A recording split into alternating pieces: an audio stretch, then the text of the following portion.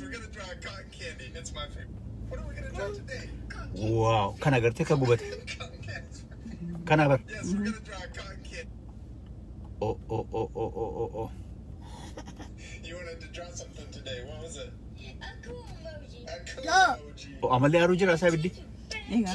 Oh, aru jira ambas. We hope you have a marker and you're gonna follow along with. You wanted to draw something today. What was it? Man. Hai machiga. Banichi.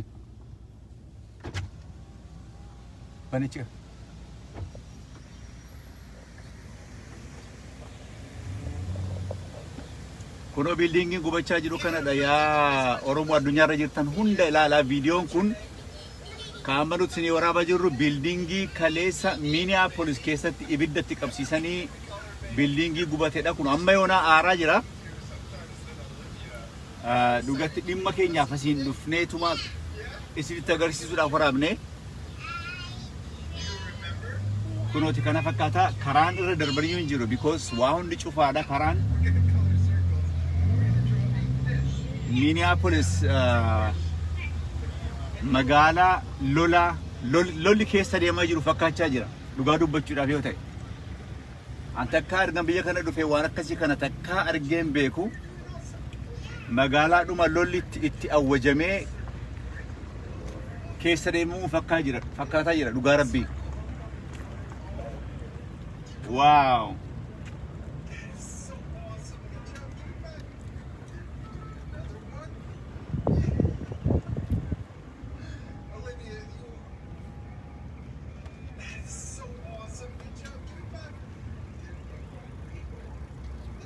Big circle. Oh, keep going. That is so awesome. Good job.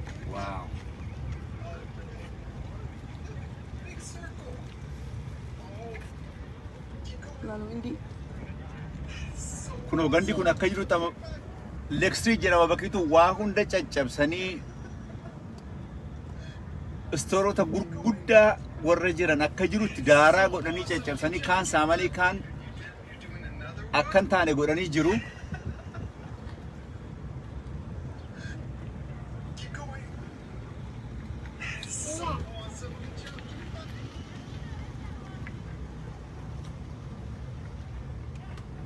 kunoota ammallee namni baay'een ala kana protest gochaa jira ammallee manatti hin galle so aga murtiin tokko murtaahutti ala kana hin gallu waan jiran fakkaatanii kun namni kumaantamaan kan lakkaamutu ala kana jira jechuudha amma yoona nam tokko namni manatti galee hin jiru amma yoona nama baay'eedha akkuma argitan kana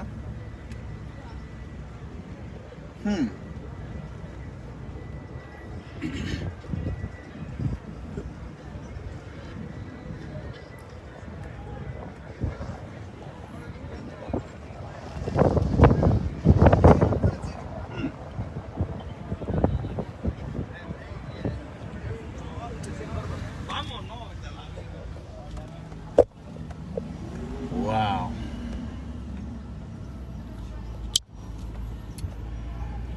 kunooti kana fakkaata ture dhimma kiyyaan asiin otoon darbuun viidiyoo kana Facebook live seene because analee gandi koolii asmiti ganda magaalaa kanarra fagoon gala dhimma kiyyaaf dhufee karaa kanarra otoon darbuun viidiyoo kana waraabe wanni isin ajaa'ibu wanti balaa kana hunda fidee waa hunda akka ta'u ka godhee du'a nama tokkooti nama tokko jechuun Ameerikaa kanatti namni tokko du'u jechuun namni baay'een du'u jechuudha sababaa nama tokkotti magaalaan kun akkasitti miilla tokkoon dhaabbattee jechuudha Ameerikaa kana guutummaatti ganaa waan baay'ee godhuudhaaf taa'u hidheetanii yaada because wanni akkanaa kun biyya kana keessatti waan baay'ee siireesiidha waan akka laafaatti waan ilaalamu miti wanni kana isin jechuu barbaadeef gara biyya keenyatti yeroo deebinu keessaafiyyu yaa ummata Oromoo waan akkasii kanarraa maal baltu laayifiin dhala namaa lubbuu nama tokkoof jecha qabeenyaa miliyoona meeqaan shalagamuutu daaraa ta'aa jira sababa nama tokkootiif lubbuun nama tokkoo lubbuu baay'eedha Ameerikaa kanatti Oromoonoo ka ganamaa galgala qalamaa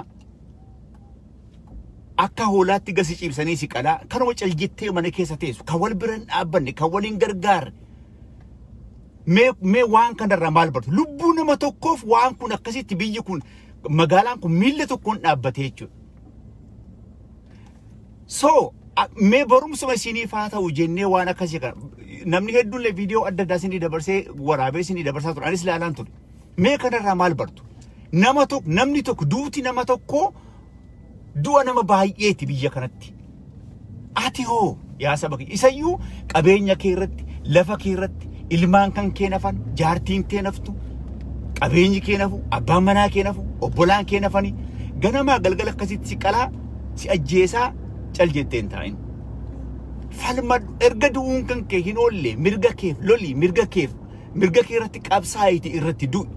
Sababa nama tokkotti addunyaa kun akkatti miilla tokkoon dhaabbatte Ameerikaan dhugaa dubbachuudhaaf yoo ta'e. Kanaaf yaa ummata Oromoo ciiftanii mana keessa galchiiftanii qalamtanii hin dhumina. Erga qalamuun kee nafni erga du'uun kee hin oolle atis ka'iitii finciladhuuti mirga keef qabsaa'iti irratti du'i. Riziniitti duutullee qabda, sababaatti duutullee qabda jechuudha. Kanaaf yaa ilmaan Oromoo waan kanarraa waan baay'ee bartu jedheetanii yaada. Qabsoon Oromoodha. Oromoo kan akkuma dheengadda isinitti hime qabsoo Oromoo ittiin himani Oromoo. Akka inni qabsoo isaa xumuru karaatti agarsiisudha malee waan itti himamu kana booda hin jiru Oromootti. Oromootti ka'iitii qabsaa'e jedhamee himamu kana booda innuu beeka waan godhu. Garuu akka inni qabsoo kana xumuruuf waan tokko itti waan yaadan, waan yaannu, waan arginu, waan ijaan arginu itti himuun homaa rakkina tokko immoo hin qabu malee waa'ee qabsoodha. Oromoon akka inni gabrummaa keessa jiru Oromootti hin barsiisani kana booda. So kanuman isiniin jechuudhaaf ol seenee dhimma kiyyaan isin darbaa ture. Kanaaf inni viidiyoo kana isinii waraabee. Kanaaf yaa ummata kiyya irrafiin ofirratti hin callisiin. Calliftee moo mana keessatti du'aa jirta? Calluma jettee mana keessatti isin du'in. Kai falmadhu finciliitii du'i. Erga du'uun kee erga si ajjeesuun isaanii nafne erga manatti si qaluun isaaniin oolle seenaa hojjetadhuuti. Atis akka namatti kai finciladhuuti mirga kee irratti, biyya keenya irratti, qabeenya kee irratti, haadha manaa kee irratti, ijoollee kee irratti, abbaa kee irratti, haadha kee irratti qabsaa'itii gama tokkotti fiixaan baafadhu. Haal lamma isinitti jirtan, haal lamma isinitti lafaa kaatan kun sirriidha. Akkuma inni eeggadda isiniin jedhe yoo humna qabaattan kabajaa qabdu.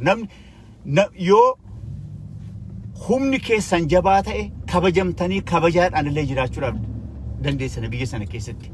Kanaafuu gama tokkotti xumuruudhaaf gama tokkotti obbaasuudhaaf waan nama isin jalqabdan kun sirriidha. Wal bira dhaabbadhaa. Yeroo tokko ka'u tokko bira dhaabbachuun, yeroo tokko qabsoo kanatti finiinsu wal bira dhaabbachuu, waliin ka'uu, tokko ka'ee tokko ciisuun sirrii miti. Waliin ka'a. Yoo kaatan walumaan ka'a. Erga ka'uun keessan hin oolle. Kanaafuu jabaadhaa yaa saba keenya. Ofii keenyaafuu kun ibidda keessa irra waan kanatu ta'uudhaaf deema Rabbiin beeku. Kanaafuu Rabbumatu jira. Jabaadhaa hanganuma isiniin jechuudhaaf hin dhufe. Bye bye. Nagaan oola.